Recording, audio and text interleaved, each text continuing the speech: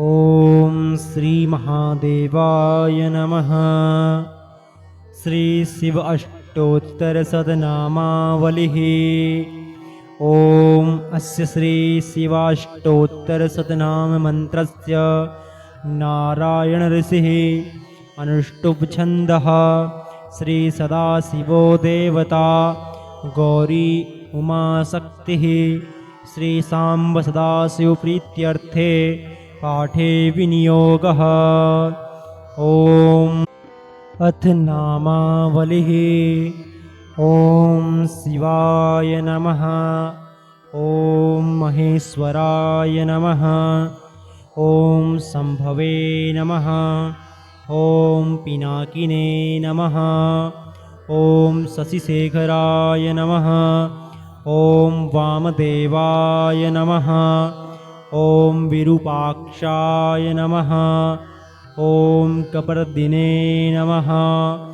ॐ नीललोहिताय नमः। ॐ शङ्कराय नमः। ॐ शूलपाणये नमः। ॐ खट्वाङ्गिने नमः। ॐ विष्णुवल्लभाय नमः। ॐ सीपिविष्टाय नमः। ॐ अम्बिकानाथाय नमः। ॐ श्रीकण्ठाय नमः। ॐ भक्तवत्सलाय नमः। ॐ भवाय नमः। ॐ सर्वाय नमः। ॐ त्रिलोकेशाय नमः। ॐ सितिकण्ठाय नमः। ॐ शिवाप्रियाय नमः। ॐ उग्राय नमः। ॐ कपालिने नमः। ॐ कामारये नमः। ॐ अन्धकासुरसूदनाय नमः। ॐ गङ्गाधराय नमः। ॐ ललाटाक्षाय नमः। ॐ कालकालाय नमः। ॐ कृपानिधये नमः। ॐ भीमाय नमः। ॐ परशुहस्ताय नमः। ॐ मृगपाणये नमः। ॐ जटाधराय नमः। ॐ कैलासवासिने नमः। ॐ कवचिने नमः। ॐ कठोराय नमः। ॐ त्रिपुरान्तकाय नमः। ॐ वृषाङ्काय नमः। ॐ वृषभारूढाय नमः। ॐ भस्मोद्धूलितविग्रहाय नमः। ॐ सामप्रियाय नमः। ॐ स्वरमयाय नमः। ॐ त्रयीमूर्तये नमः। ॐ अनीश्वराय नमः। ॐ सर्वज्ञाय नमः। ॐ परमात्मने नमः। ॐ सोमसूर्याग्निलोचनाय नमः। ॐ हविषे नमः। ॐ यज्ञमयाय नमः। ॐ सोमाय नमः। ॐ पञ्चवक्त्राय नमः। ॐ सदाशिवाय नमः। ॐ विश्वेश्वराय नमः। ॐ वीरभद्राय नमः। ॐ गणनाथाय नमः। ॐ प्रजापतये नमः। ॐ हिरण्यरेतसे नमः। ॐ दुर्धर्षाय नमः। ॐ गिरिशाय नमः। ॐ गिरिशाय नमः। ॐ अनघाय नमः। ॐ भुजङ्गभूषणाय नमः। ॐ भर्गाय नमः। ॐ गिरिधन्वने नमः। ॐ गिरिप्रियाय नमः। ॐ कृत्तिवाससे नमः। ॐ पुरारातये नमः। ॐ भगवते नमः। ॐ प्रमथाधिपाय नमः। ॐ मृत्युञ्जयाय नमः। ॐ सूक्ष्मतनवे नमः। ॐ जगद्व्यापिने नमः। ॐ जगद्गुरुवे नमः। ॐ व्योमकेशाय नमः। ॐ महासेनजनकाय नमः। ॐ चारुविक्रमाय नमः। ॐ रुद्राय नमः। ॐ भूतपतये नमः। ॐ स्थाणवे नमः। ॐ अहिर्बुध्न्याय नमः। ॐ दिगम्बराय नमः। ॐ अष्टमूर्तये नमः। ॐ अनेकात्मने नमः। ॐ सात्विकाय नमः। ॐ शुद्धविग्रहाय नमः। ॐ शाश्वताय नमः। ॐ खण्डवरसवे नमः। ॐ अजाय नमः। ॐ पाशविमोचनाय नमः। ॐ मृडाय नमः। ॐ पशुपतये नमः। ॐ देवाय नमः। ॐ महादेवाय नमः। ॐ अव्ययाय नमः। ॐ हरये नमः। ॐ पुष्पदन्तभिदे नमः। ॐ अव्यग्राय नमः। ॐ दक्षाधुरहराय नमः। ॐ हराय नमः। ॐ भगनेत्रभिदे नमः। ॐ अव्यक्ताय नमः। ॐ सहस्राक्षाय नमः। ॐ सहस्रपदे नमः। ॐ अपवर्गप्रदाय नमः। ॐ अनन्ताय नमः। ॐ तारकाय नमः। ॐ परमेश्वराय नमः। ॐ शिवाय नमः। ॐ महेश्वराय नमः। ॐ शम्भवे नमः। ॐ पिनाकिने नमः। ॐ शशिशेखराय नमः। ॐ वामदेवाय नमः। ॐ विरूपाक्षाय नमः। ॐ कपर्दिने नमः। ॐ नीललोहिताय नमः। ॐ शङ्कराय नमः। ॐ शूलपाणये नमः। ॐ खट्वाङ्गिने नमः। ॐ विष्णुवल्लभाय नमः। ॐ सीपिविष्टाय नमः। ॐ अम्बिकानाथाय नमः। ॐ श्रीकण्ठाय नमः। ॐ भक्तवत्सलाय नमः। ॐ भवाय नमः। ॐ सर्वाय नमः। ॐ त्रिलोकेशाय नमः। ॐ सितिकण्ठाय नमः।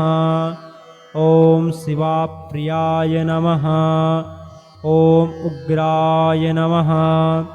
ॐ कपालिने नमः।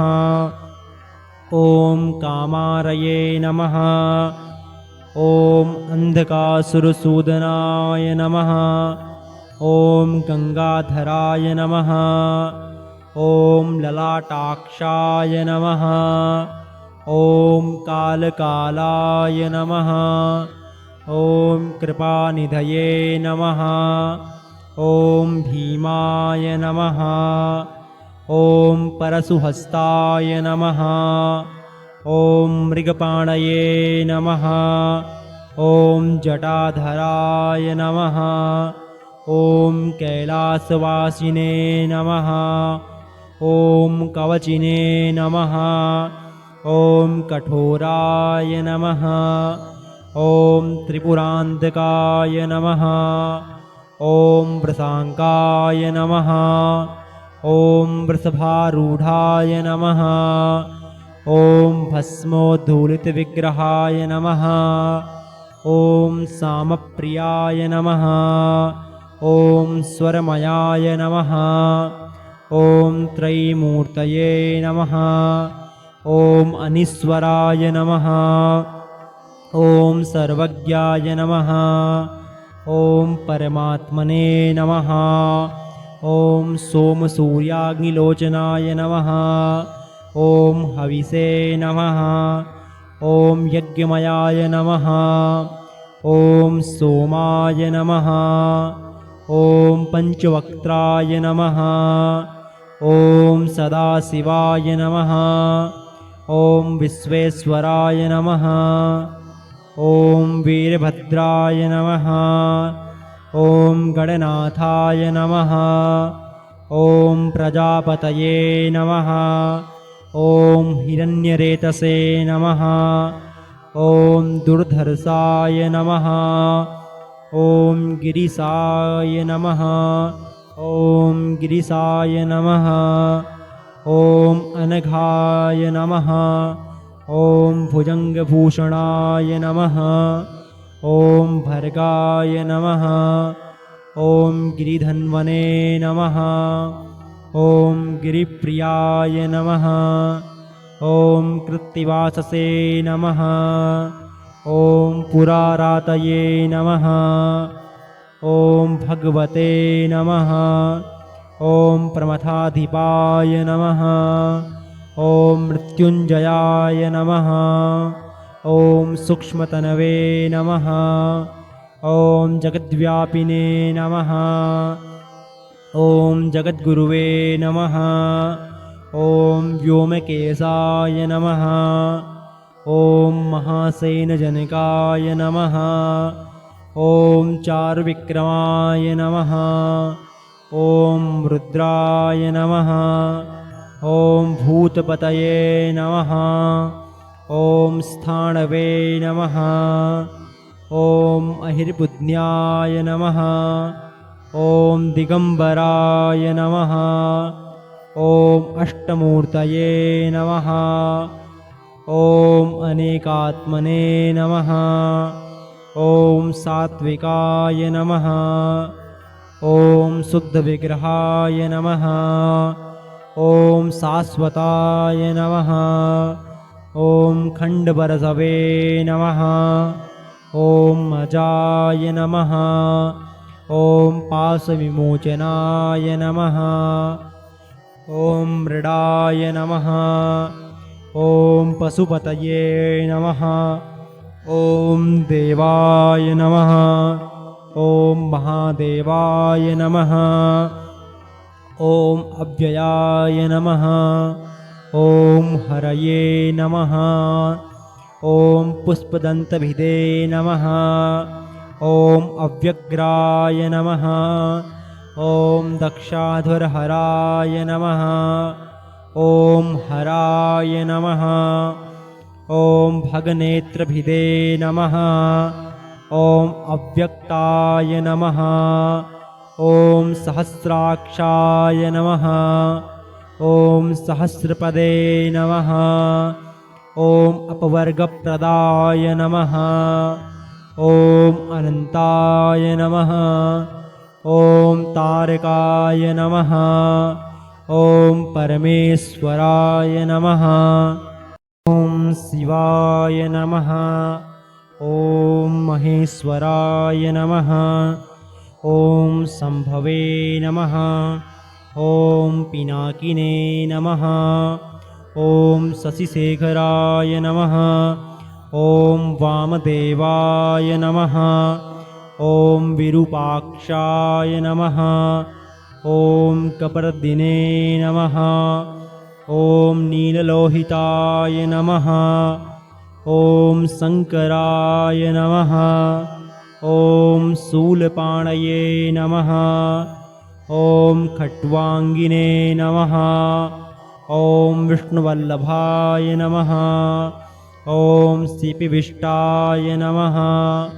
ॐ अम्बिकानाथाय नमः। ॐ श्रीकण्ठाय नमः।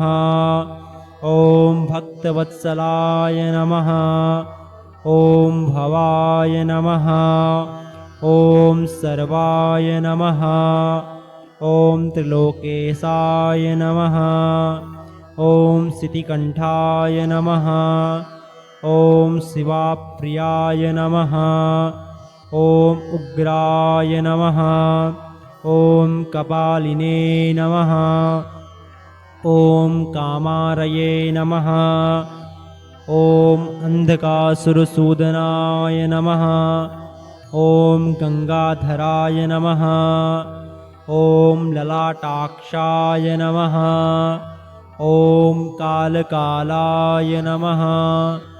ॐ कृपानिधये नमः। ॐ भीमाय नमः। ॐ परशुहस्ताय नमः।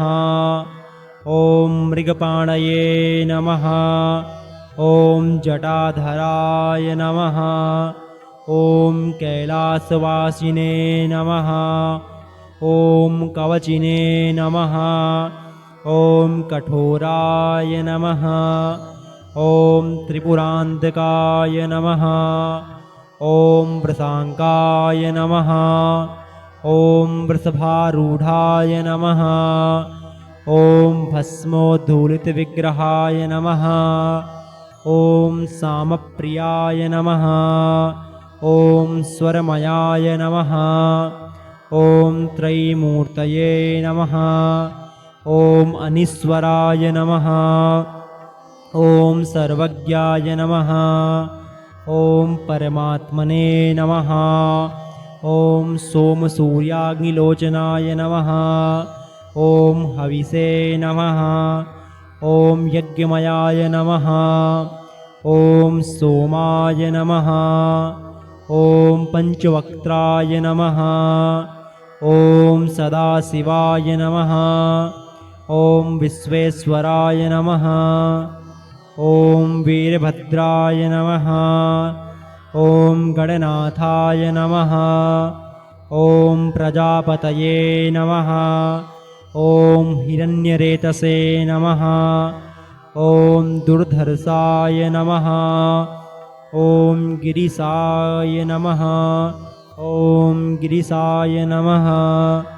ॐ अनघाय नमः। ॐ भुजङ्गभूषणाय नमः। ॐ भर्गाय नमः। ॐ गिरिधन्वने नमः। ॐ गिरिप्रियाय नमः। ॐ कृत्तिवाससे नमः। ॐ पुरारातये नमः। ॐ भगवते नमः। ॐ प्रमथाधिपाय नमः। ॐ मृत्युञ्जयाय नमः। ॐ सूक्ष्मतनवे नमः। ॐ जगद्व्यापिने नमः। ॐ जगद्गुरुवे नमः। ॐ व्योमकेशाय नमः। ॐ महासेनजनकाय नमः। ॐ चारुविक्रमाय नमः। ॐ रुद्राय नमः। ॐ भूतपतये नमः। ॐ स्थाणवे नमः। ॐ अहिर्बुध्न्याय नमः। ॐ दिगम्बराय नमः। ॐ अष्टमूर्तये नमः। ॐ अनेकात्मने नमः। ॐ सात्विकाय नमः। ॐ शुद्धविग्रहाय नमः। ॐ शाश्वताय नमः। ॐ खण्डवरसवे नमः। ॐ अजाय नमः। ॐ पाशविमोचनाय नमः। ॐ मृडाय नमः। ॐ पशुपतये नमः। ॐ देवाय नमः। ॐ महादेवाय नमः। ॐ अव्ययाय नमः। ॐ हरये नमः। ॐ पुष्पदन्तभिदे नमः। ॐ अव्यग्राय नमः। ॐ दक्षाधुरहराय नमः। ॐ हराय नमः। ॐ भगनेत्रभिदे नमः। ॐ अव्यक्ताय नमः। ॐ सहस्राक्षाय नमः। ॐ सहस्रपदे नमः।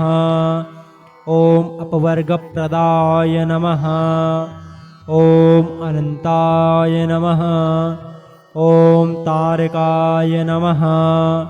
ॐ परमेश्वराय नमः। ॐ शिवाय नमः। ॐ महेश्वराय नमः। ॐ शम्भवे नमः। ॐ पिनाकिने नमः। ॐ शशिशेखराय नमः। ॐ वामदेवाय नमः। ॐ विरूपाक्षाय नमः। ॐ कपर्दिने नमः। ॐ नीललोहिताय नमः। ॐ शङ्कराय नमः। ॐ शूलपाणये नमः। ॐ खट्वाङ्गिने नमः। ॐ विष्णुवल्लभाय नमः। ॐ सिपिविष्टाय नमः। ॐ अम्बिकानाथाय नमः। ॐ श्रीकण्ठाय नमः। ॐ भक्तवत्सलाय नमः। ॐ भवाय नमः। ॐ सर्वाय नमः। ॐ त्रिलोकेशाय नमः। ॐ सितिकण्ठाय नमः। ॐ शिवाप्रियाय नमः। ॐ उग्राय नमः। ॐ कपालिने नमः। ॐ कामारये नमः। ॐ अन्धकासुरसूदनाय नमः। ॐ गङ्गाधराय नमः। ॐ ललाटाक्षाय नमः। ॐ कालकालाय नमः। ॐ कृपानिधये नमः। ॐ भीमाय नमः। ॐ परशुहस्ताय नमः। ॐ मृगपाणये नमः। ॐ जटाधराय नमः। ॐ कैलासवासिने नमः। ॐ कवचिने नमः। ॐ कठोराय नमः। ॐ त्रिपुरान्तकाय नमः। ॐ वृषाङ्काय नमः। ॐ वृषभारूढाय नमः। ॐ भस्मोद्धूलितविग्रहाय नमः। ॐ सामप्रियाय नमः। ॐ स्वरमयाय नमः। ॐ त्रयीमूर्तये नमः। ॐ अनीश्वराय नमः। ॐ सर्वज्ञाय नमः। ॐ परमात्मने नमः। ॐ सोमसूर्याग्निलोचनाय नमः। ॐ हविषे नमः। ॐ यज्ञमयाय नमः। ॐ सोमाय नमः। ॐ पञ्चवक्त्राय नमः। ॐ सदाशिवाय नमः। ॐ विश्वेश्वराय नमः। ॐ वीरभद्राय नमः। ॐ गणनाथाय नमः। ॐ प्रजापतये नमः। ॐ हिरण्यरेतसे नमः। ॐ दुर्धर्षाय नमः। ॐ गिरिशाय नमः। ॐ गिरिशाय नमः। ॐ अनघाय नमः। ॐ भुजङ्गभूषणाय नमः। ॐ भर्गाय नमः। ॐ गिरिधन्वने नमः। ॐ गिरिप्रियाय नमः। ॐ कृत्तिवाससे नमः। ॐ पुरारातये नमः।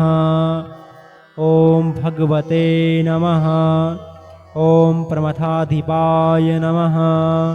ॐ मृत्युञ्जयाय नमः। ॐ सूक्ष्मतनवे नमः। ॐ जगद्व्यापिने नमः। ॐ जगद्गुरुवे नमः। ॐ व्योमकेशाय नमः। ॐ महासेनजनकाय नमः। ॐ चारुविक्रमाय नमः। ॐ रुद्राय नमः। ॐ भूतपतये नमः। ॐ स्थाणवे नमः। ॐ अहिर्बुध्न्याय नमः। ॐ दिगम्बराय नमः। ॐ अष्टमूर्तये नमः। ॐ अनेकात्मने नमः। ॐ सात्विकाय नमः। ॐ शुद्धविग्रहाय नमः। ॐ शाश्वताय नमः। ॐ खण्डवरसवे नमः। ॐ अजाय नमः।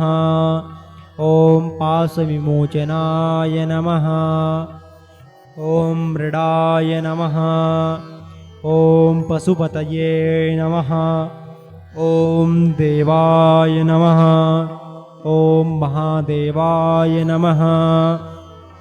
ॐ अव्ययाय नमः। ॐ हरये नमः। ॐ पुष्पदन्तभिदे नमः। ॐ अव्यग्राय नमः। ॐ दक्षाधुरहराय नमः। ॐ हराय नमः। ॐ भगनेत्रभिदे नमः। ॐ अव्यक्ताय नमः। ॐ सहस्राक्षाय नमः। ॐ सहस्रपदे नमः। ॐ अपवर्गप्रदाय नमः। ॐ अनन्ताय नमः। ॐ तारकाय नमः। ॐ परमेश्वराय नमः। ॐ शिवाय नमः। ॐ महेश्वराय नमः। ॐ शम्भवे नमः। ॐ पिनाकिने नमः। ॐ शशिशेखराय नमः। ॐ वामदेवाय नमः। ॐ विरूपाक्षाय नमः। ॐ कपर्दिने नमः। ॐ नीललोहिताय नमः। ॐ शङ्कराय नमः। ॐ शूलपाणये नमः। ॐ खट्वाङ्गिने नमः। ॐ विष्णुवल्लभाय नमः। ॐ सीपिविष्टाय नमः। ॐ अम्बिकानाथाय नमः। ॐ श्रीकण्ठाय नमः।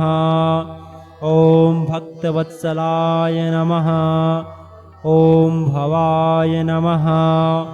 ॐ सर्वाय नमः। ॐ त्रिलोकेशाय नमः। ॐ सितिकण्ठाय नमः। ॐ शिवाप्रियाय नमः। ॐ उग्राय नमः। ॐ कपालिने नमः। ॐ कामारये नमः। ॐ अन्धकासुरसूदनाय नमः। ॐ गङ्गाधराय नमः। ॐ ललाटाक्षाय नमः। ॐ कालकालाय नमः। ॐ कृपानिधये नमः। ॐ भीमाय नमः। ॐ परशुहस्ताय नमः। ॐ मृगपाणये नमः। ॐ जटाधराय नमः। ॐ कैलासवासिने नमः। ॐ कवचिने नमः।